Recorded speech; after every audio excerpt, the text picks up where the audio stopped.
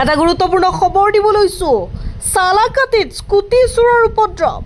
পিণ্টু শৰ্মা নামৰ চোৰজনে চুৰি কৰিলে অসম চৰকাৰে দিয়া এগৰাকী মেধাৱী ছাত্ৰৰ স্কুটি। তাৰ পিছতে সমগ্ৰ চালাকাটি অঞ্চলত এক চাঞ্চল্যকৰ সৃষ্টি হয়। এইগৰাকী স্মাৰ্ট চোৰলৈ এবাৰ মন কৰক। তেওঁৰ নাম পিণ্টু শৰ্মা, ঘৰ চালাকাটিত বুলি জানিব পৰা গৈছে।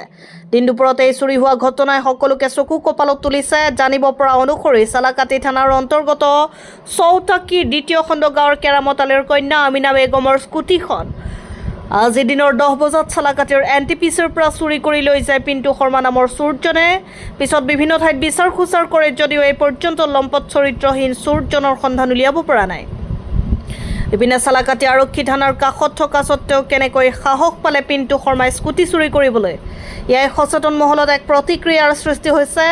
ইফালে ভুক্তভোগী চালাকাটি আৰক্ষী থানাত এই চোৰজনৰ বিৰুদ্ধে এজাহাৰ দাখিল কৰিছে বুলি জানিব পৰা গৈছে। এতিয়া প্ৰশ্ন হয়, চালাকাটি থানাৰ ভাৰপ্ৰাপ্ত বিষয়াই চুৰি হোৱা স্কুটিখন উদ্ধাৰ কৰিব পাৰিবনে? News desk report, Indian first news.